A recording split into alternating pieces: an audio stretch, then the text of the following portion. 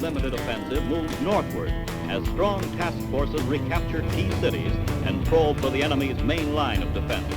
Here a soldier cleans and checks his machine gun. The 155 howitzer is zeroed in. The day after Suwon's capture, an armored spearhead leaves the north gate, pushing on towards the Han. It's called a 3.5-inch rocket launcher is what we call it. Everybody else calls it a bazooka, and that's the popular name for it. A flying boxcar delivers ammunition and supplies to the tank.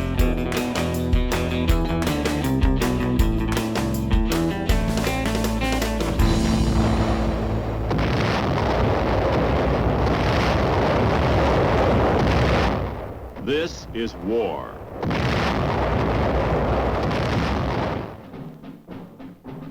War and its masses. War and its men.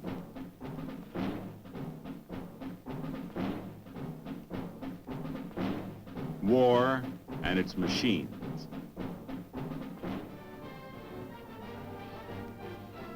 Together they form the big picture.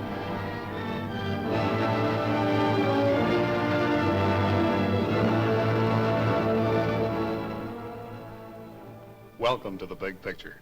I'm Captain Carl Zimmerman. The Big Picture is a report to you from your Army, an Army committed by you, the people of the United States, to stop communist aggression wherever it may strike. The Big Picture traces the course of events in the Korean campaign through first-hand reports of our combat veterans and through film produced by the Army Signal Corps, photographed by combat cameramen. These are the men who daily record on film the big picture as it happens, where it happens. Today, the big picture will show the United Nations forces moving north. You will see the capture of Suwon, the 25th Division attacking toward Seoul. Bitter fighting as the Reds are determined to hold their line. And later, you'll meet Lieutenant Bill Travis from Liberty Center, Ohio, who saw duty with the 1st Cavalry Division. Now, for part of the big picture, let's go back to January 1951.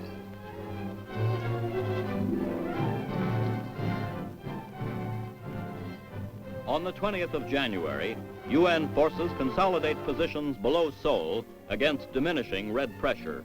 All along the front, there is a noticeable lack of the usual heavy communist troop concentrations. Belief is expressed that they have retired to regroup their armies, badly mauled in recent weeks by air and artillery strikes. On the 25th of January, after several days of aggressive probing attacks, the UN units below Seoul begin a limited offensive. Homicidal, not geographical, is the intent.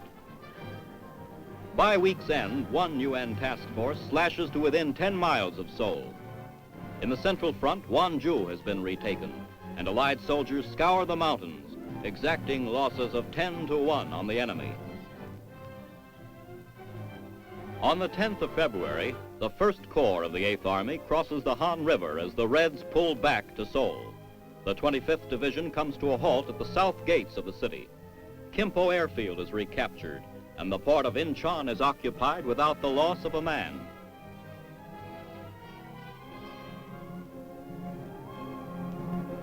On the central front, the 10th Corps continues its action against stiffening enemy resistance. In less than 3 weeks, the Allies' limited offensive has killed and wounded an estimated 73,000 Chinese.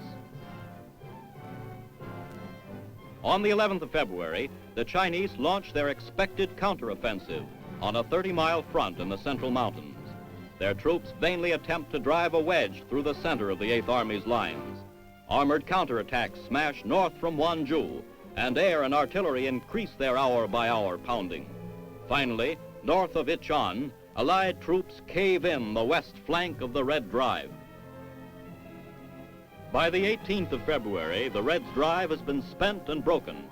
UN forces have inflicted 33,000 more casualties on the Chinese. On the 20th of February, the Reds have fallen back along most of the 70-mile front. Their total losses for the month rise to approximately 100,000, while UN forces prepare still another killer offensive in their war of maneuver.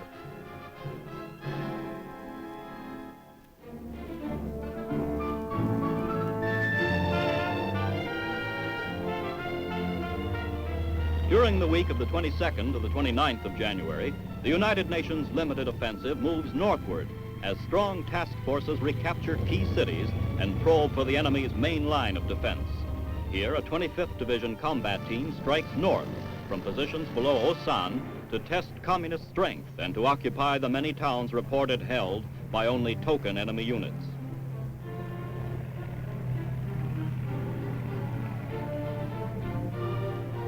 Troops of the 35th Regimental Combat Team enter battered Osan without opposition. After defense posts are established, they push on toward the first day's objective, a village north of Osan. Here, a soldier cleans and checks his machine gun to avoid the danger of stoppages in the wintry weather. Across a frozen stream, the men continue their advance along the road to Suwon.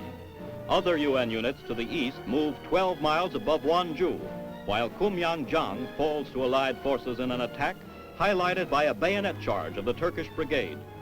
Naval units bombard Incheon in a diversionary raid. UN planes fly 700 sorties on this day, inflicting high losses against the enemy. Though tanks have not recently been encountered in any large numbers, the troops are well prepared for them. As the task force nears its day's objective, civilians coming from the village are methodically searched for weapons.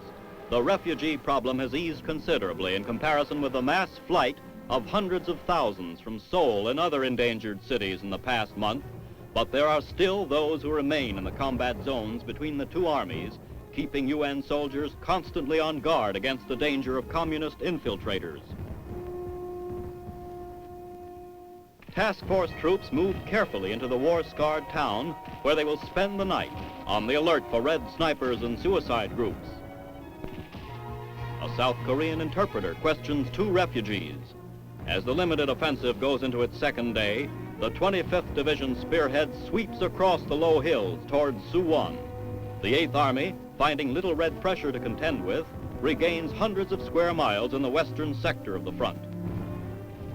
An enemy strong point is encountered, and artillery is called for.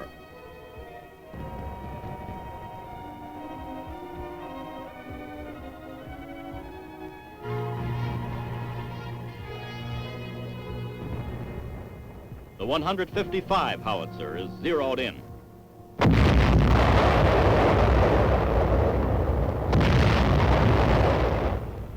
To avoid bypassing red pockets in the hills, the troops leave the roads, searching the countryside and villages. Prisoners are taken, some of the few found in the nearly deserted towns. On the second day of their thrust up the main coastal road to Seoul, the task force enters the outskirts of Suwon, carefully searching every building for concealed Reds. Scattered enemy resistance is quickly cleaned out. Meanwhile, sizable gains are recorded north of Incheon and Kumyang-jang, while the naval shelling of Incheon moves into its second day.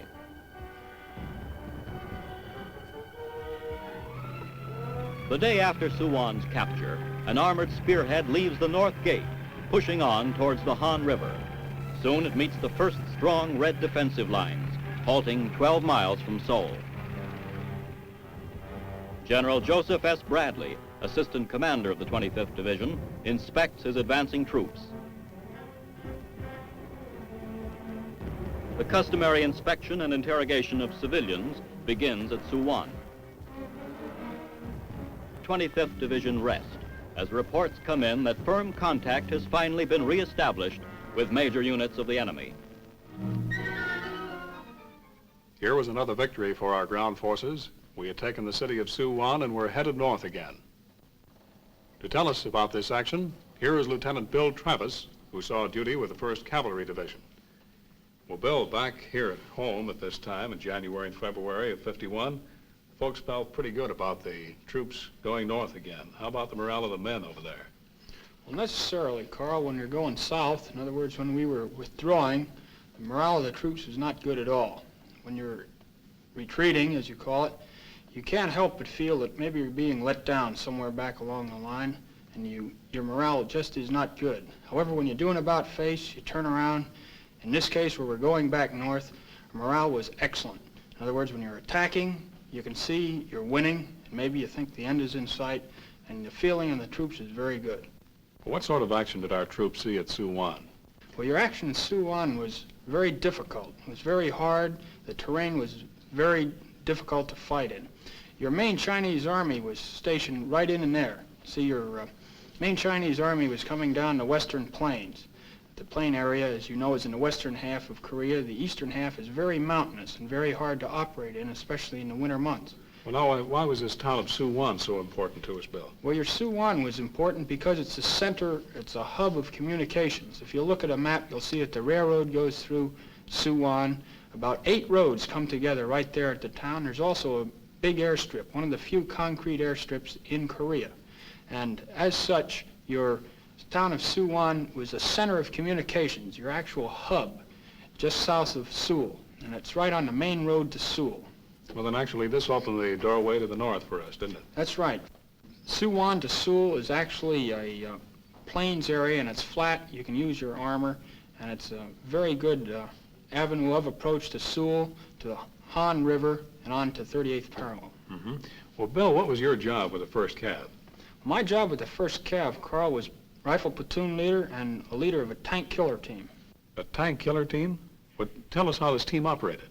Right. Well, it seems like in the initial phases of the operation, we did not have much to fight the enemy armor. In other words, the North Koreans were equipped with these new Russian medium tanks. Now, to counteract the effects of their tanks, we formed these tank killer teams, which were equipped with automatic weapons and the bazooka. Now, to illustrate this bazooka, we have one right here. Sergeant, could we have that? Now, this is your small bazooka, a 2.36-inch job that we were using back during World War II, and which probably a lot of people are familiar with. Now, it doesn't shoot too big a shell, and when it came up against these new medium tanks that the North Koreans were equipped with, it didn't quite come up to our expectations. So we were all very happy when the big one came out, the new one, and we have one of those to show you too. Now, this is your large economy size. It's called a 3.5-inch rocket launcher, is what we call it. Everybody else calls it a bazooka, and that's the popular name for it. Now, this really packs a wallop. Your shell is about yay big around, and when it hits those tanks, it really knocks them out. I saw one tank hit by one. I saw this personally, and the turret blew off completely and did a complete flip before it hit the ground. It's a good sight to see. It's really a terrific weapon and a terrific sight to see. Well, now, eventually all our troops were issued this piece of equipment, weren't they? Right. We gradually came to find out that everybody was equipped with this weapon rather than the smaller one. Mm-hmm. And the North Koreans and Chinese developed a good deal of respect for it, didn't they, Bill? Definitely, definitely. Right. Well, thank you, Bill. Let's go back to our film now, to January 1951, and watch our troops as they trade blows with this stubborn Chinese army. UN troops, in the second week of their limited offensive, battle northward toward Seoul, continuing to forge ahead over the bitterly contested ground north of Suwon. In the new system of United Nations offense, forced by communist hold-or-die tactics, Allied forces leave the roads and dig the Reds from their caves and foxholes. Enemy dead litter the ridge. Chinese prisoners, routed out of the hills, are thoroughly searched and administered first aid by soldiers of the 25th Division. The face of an American GI expresses the bitter sadness that comes with war.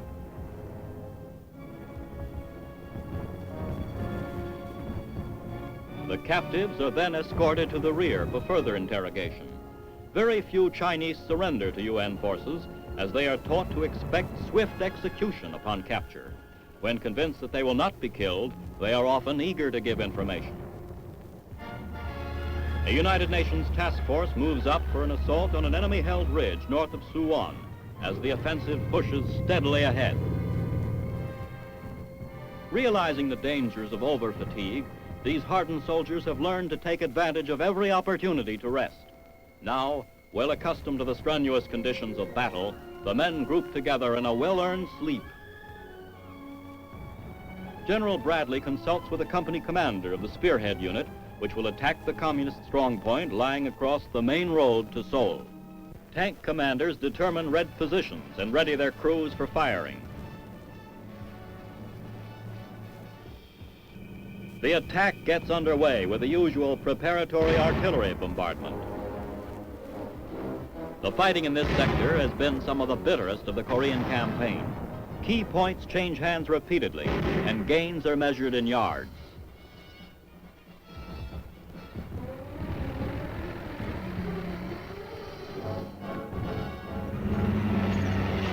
The tanks move up to new positions nearer the ridge and continue to blast away at the communist emplacements.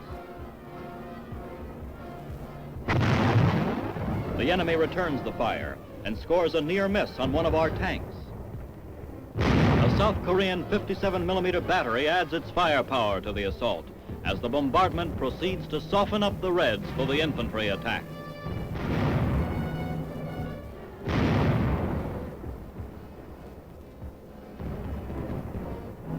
A South Korean officer calls for mortar fire, and the mortars lend their explosive voice to the artillery pounding.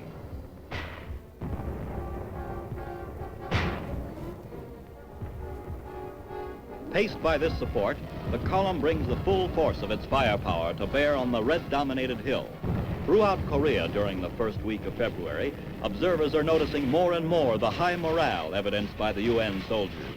With assured faith in their leaders and confidence in their own ability as a fighting team, the troops of 14 nations forge ahead in the push northward toward the Han River and Seoul.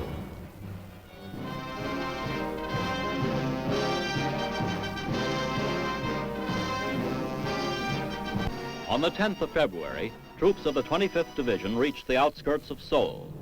The Han River Bridge figures once more in the Korean fighting, and a familiar sign still stands.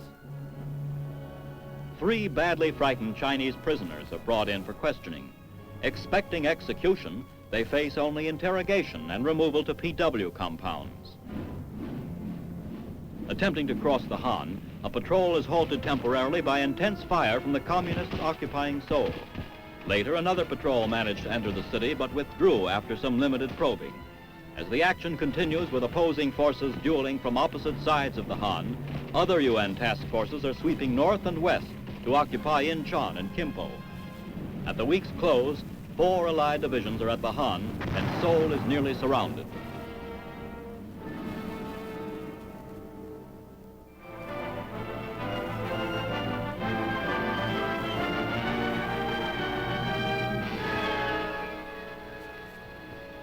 As the United Nations offensive goes into its 3rd week, the communist defense becomes more stubborn and fanatical.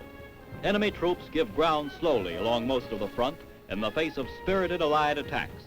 Here in the central sector north of Incheon, 24th Division troops recapture Hill 704, which was taken from them by a Red assault on the previous night. A prisoner points out nearby Chinese positions. The big guns of the U.S. tanks are prepared for action, and having pinpointed enemy concentrations on the adjacent hills, bring their massed firepower to bear on the stubbornly resisting Reds entrenched on the slopes. In constant communication with the fire control center, the tanks continue their heavy bombardment. The enemy is blasted relentlessly in preparation for the following infantry attack.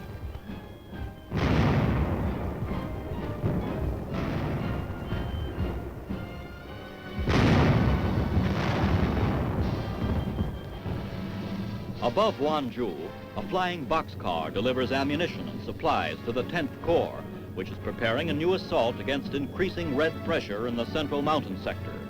Supply by airdrop, once an emergency measure, has become routine in Korea. With the spring thaws due soon, and with them the almost impassable Korean mud, these techniques of airborne logistical support will permit continued supply operations. Here was fighting over the roughest kind of terrain. It was one hill after another, and on top of every hill, a strong, determined force of Chinese.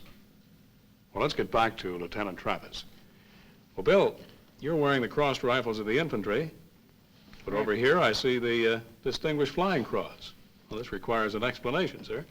Well, you see, Carl, several of us combat-trained infantrymen and artillerymen were pulled out for temporary duty with the Air Force in Korea. And we were busily flying combat missions with the Air Force, controlling all the fighter strikes that they were flying in close support of the frontline troops. Now, the way we'd work that, it sounds rather strange, and it is an utterly new concept as far as close support tactics are concerned. The way we do that is move into an area flying these AT-6s, they're training planes, the old type training planes, and with a pilot and an observer, pilot from the Air Force, observer from the infantry or artillery, we would control all the fighter strikes. We do that by spotting the target in the general area of the enemy fortifications or front lines, and then call in the fighters, get on the horn and give them the word on the radio and ask them to join us over the target.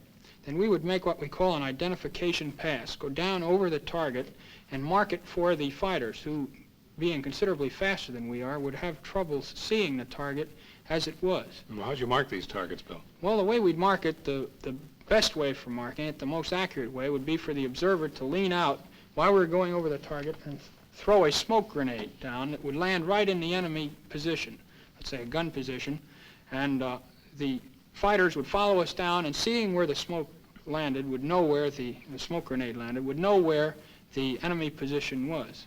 Were they pretty accurate, the Air Force? They came down in on your tail there? They were very accurate. Actually, we like to see them come because they, being right on our tails, kept the Koreans from shooting at us. Sometimes, I should say, sometimes. Well, besides spotting targets, what other duties did you have? Well, one other very interesting duty of ours, Carl, was to coordinate between the helicopter rescue service and the actual place where they were supposed to pick up the crew of any plane that had been shot down or forced down behind enemy lines. Now, sometimes they developed engine trouble and had to land behind the enemy lines, and we had to pull them out of there. And we would, in case of finding a plane that was down behind the lines, call the helicopters, call them on the phone, and they would come over and pick these men up. We worked very well. I can remember one instance where we pulled a Marine out, got him out of a lot of trouble, actually chased off a bunch of North Koreans who were bothering him by making low passes over his plane. We got the helicopter in about 30 minutes after he hit the ground, which is considerably good time. Well, the next day, it so happens, the pilot that I had been flying with the day before, named Kelly, was shot down in just about the same area. Some North Korean got a little lucky, I guess, with his burp gun, and Kelly was knocked down. The Marines on their carrier just off the coast, hearing that Kelly had been knocked down, they could tell it was Kelly because of his call sign, see, over the radio, scrambled 2 complete flights of fighters just to keep him safe and keep him out of the hands of the North Koreans until we could get a copter in and pull him out. Well, that sounds like pretty good teamwork over there, Bill. Actually, we worked out very well, the Army and the Air Force in our squadron, and the Marines, who we were constantly directing in close support of the Army and the Marine troops on the ground. We get along pretty well with the Marines, even though we horse back and forth. It reminds me of one incident. The cavalry, you know, broke out of the old Pusan perimeter in September of 1950. Right. And they were pretty well beat by the time they got up to the Incheon area, and they were sacked out along the road.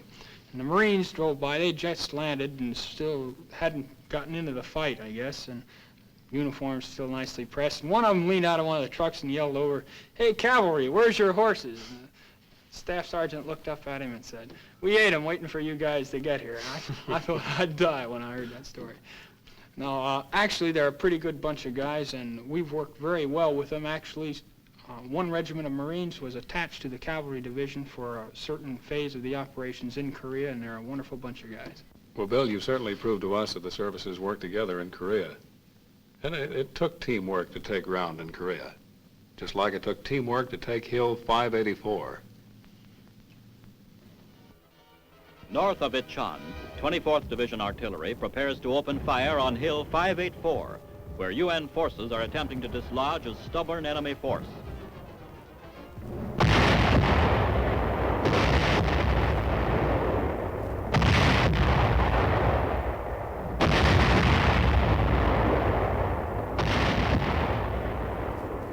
These hill positions anchor the right flank of the Red Central Sector offensive.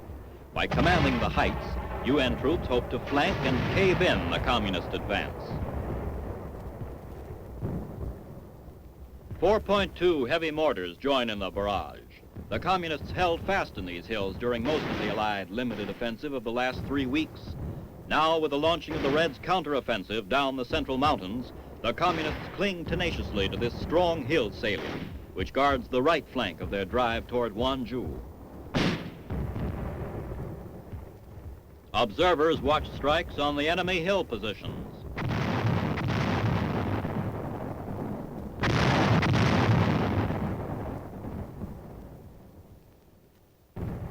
Under cover of the barrage, the men push up the steep terrain towards the objective. Protected by the thick and tangled underbrush, the Reds lay down a volume of small arms fire that causes the troops to slow down in their advance. During the last 10 days, key points in this hill area have repeatedly changed hands, with Allied gains being held down to a few thousand yards. The troops keep watch for snipers, plotting the course to be followed when the assault is resumed.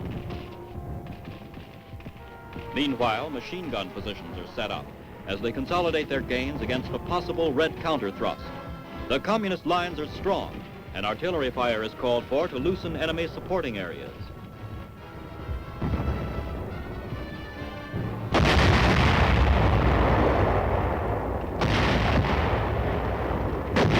In spite of the initial bombardment, the Reds hold firm in their emplaced positions, dominating the heights. The howitzer shells smash lethal punches into the face of the enemy.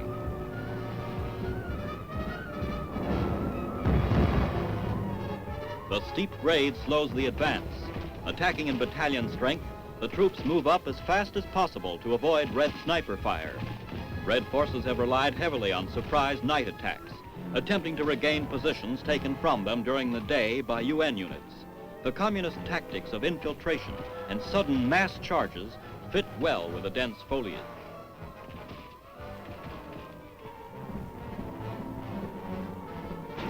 Supporting fire is supplied by heavy machine guns. The attack gets underway. The new assault carries forward to one section of the hill's crest where UN troops are able to bring fire directly on the main enemy positions in close, rugged fighting.